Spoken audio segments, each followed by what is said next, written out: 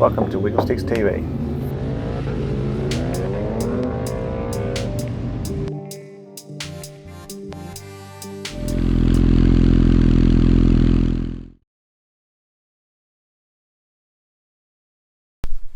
Made pretty steady progress. The new fairings showed up, so I have those fitted. It looks like they clear the exhaust and everything pretty well. There is one slight bit I need to modify, but that's at the back part, just where the side stand stuff comes down from. So I'll get to that at some point. I've got some new stickers and stuff to change the graphics up here, and I've got the front indicators and stuff fitted, so I need to tidy those wires up and everything, but I've got full indicators and stuff now. I'm hopeful to actually drive. I've got this booked in to get a tune and stuff next Thursday, so with any luck I can get a permit and actually drive it down there, which will be pretty cool. It's only 10 k's or so about 10 minutes, so it should, I think it'll be a bit of a pig to ride there just given the way it's running, but I think it'll get there. I'll try and do a test ride over the weekend. So yeah, I need to modify. I've got some more stickers and stuff to change on here, but I think yeah, I'll pull it out into the sunlight and stuff tomorrow.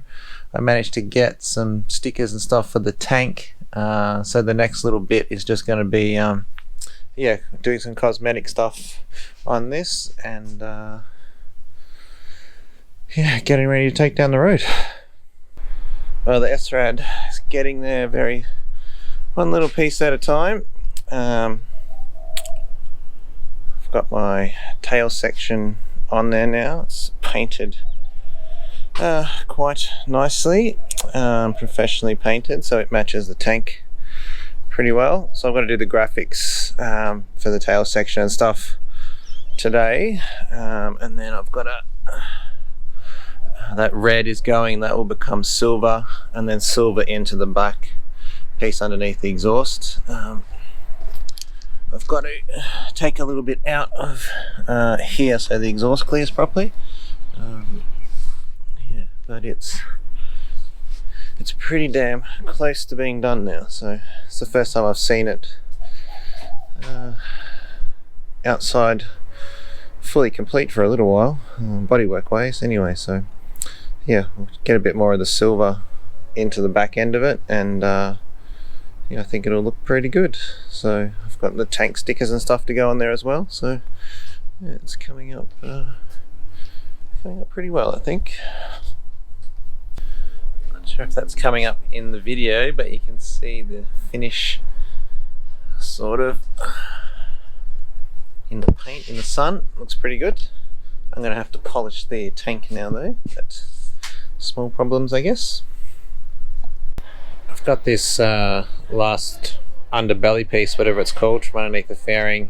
This is the one that is a bit dodgy condition. I don't think it's going to matter. I'm just going to wrap the side here in silver, and then I need to cut this piece out of here so the exhaust clears. So I do have another silver one that's in really good condition. I don't really want to cut that at the moment, so I'm just going to cut this one and then it should fit on. Got a few more bits of the graphics on, and I covered that red sticker up with silver, so so far it's holding pretty well. Hopefully the vinyl stays put until the morning. Started to peel a little bit on the edge, so I should be able to just hit that with a bit of heat and it'll clean it up, but yeah. I'm going to have a go at painting this with that silver I used on the front mudguard. Yeah, hopefully it works out alright. Should be better than it is anyway. I think it'd be easier than covering it in vinyl, even if I just get these sections up here to be the hard contours, and then I can do some graphics or something down there. So I'll give this a bit of a spray and see how we go. I managed to pick up some new old stock stickers for the tank from a 97, so it should match the bodywork. Got it all lined up there, so shall give it a crack of putting it on. It's probably overkill, but yeah, I think it'll look good.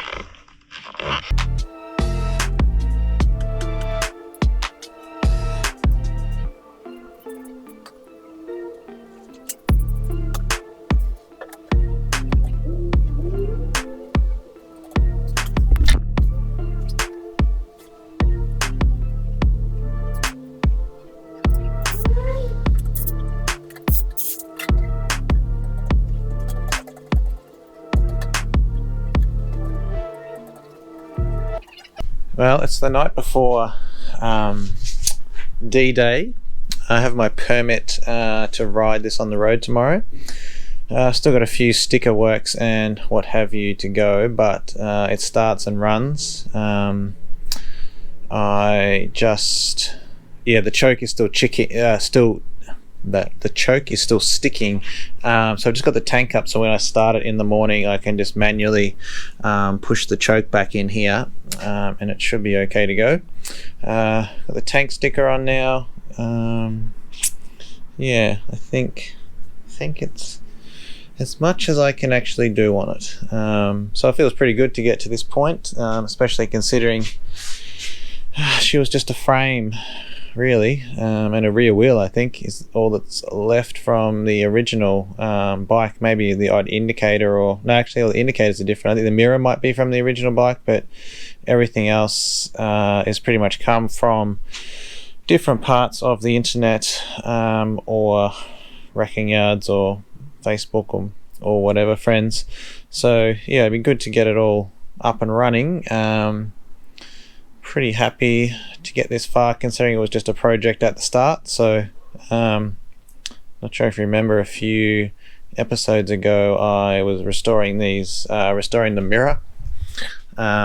Turns out I had two right-hand mirrors, so I've got to find another one and try and fix it. If I can just get the base, I think the actual mirror itself may work, but I think it'll be fine for tomorrow. I'm only going a short distance, so yeah, in the morning I'll come out and start him up, and see if I can make it 20 minutes down the road. With any luck I can. Yeah, so thanks, wish me luck, and I might try and put the GoPro on my helmet or something tomorrow and get a bit of a bird's eye view or something going. So yeah, see how we go.